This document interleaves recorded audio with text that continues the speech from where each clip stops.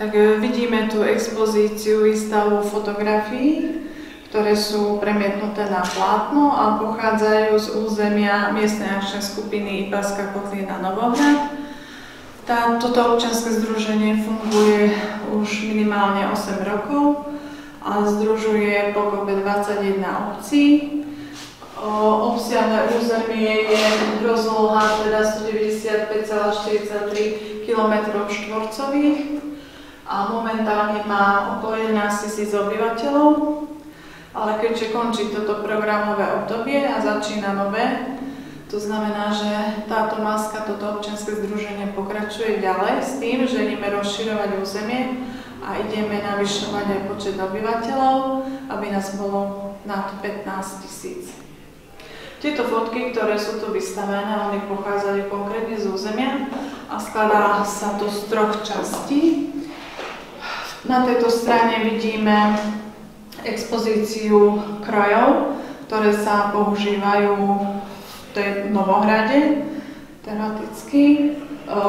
Je tu vystavených 5 obcí. Ako vidíme, v každej obci je iný kroj, iná zvyklosť.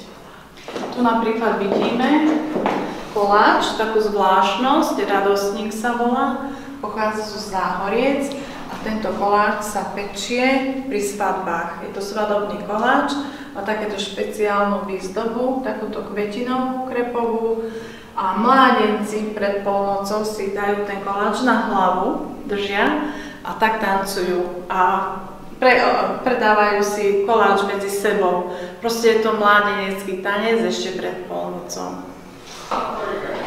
Tuto vidíme ďalej expozíciu z vidieckých domov, ktoré teda v niektorých obciach fungujú ako múzea. Tiež sa tu zachováva tá zašlá tradícia 19. začiatok 20. storočia. Niektoré obce teda zachovávajú si tieto tradičné vidiecké domy, aby vedeli ukázať aj mladšej generácii, že bola kedy v akých domoch sa bývalo, aké zariadenia boli, alebo aké zariadenia používali naši predkovia.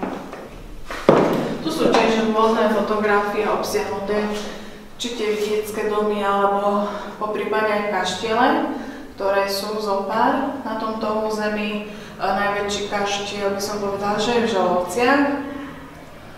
Je to Žičiovský kaštiel a potom sú to rôzne kúrie alebo také menšie domčeky. Tuto v tejto ďalšej časti tu vidíme, dá sa povedať, že trávenie voľného času, alebo čo by sme vedeli ponúknuť okrem histórie aj v súčasnosti. Je tu spol napríklad Ipľa, ktorá je hraničná rieka medzi Slovenskom a Maďarskom. Sú aj dni Ipľa, kedy v rámci hranice medzi Slovenskom a Maďarskom sa robí veľké upratovanie, kde teda chránime životné prostredie, zeleň a biotopy na brehoch tohto Ipľa.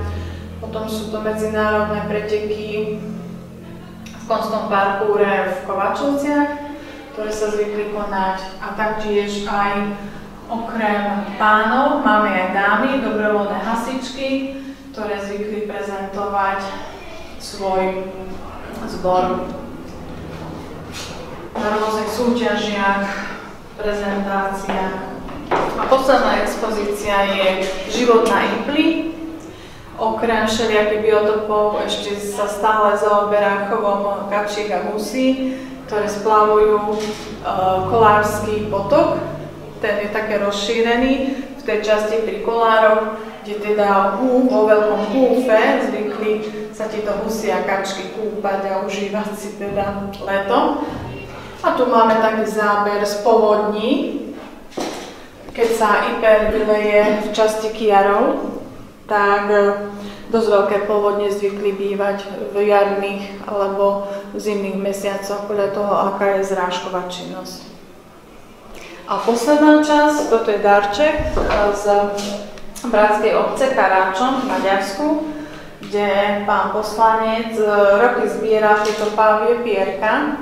To sú také pierka, ktoré vypadávajú samovoľne zo zvieratiek, teda nebolo usmrtené žiadne zvieratko. A A keďže on si zobral do hlavy taký plán, že on spraví takúto výzdobu, tak myslím, že 5 rokov zbieral tieto pierka, aby vedel túto expozíciu spraviť.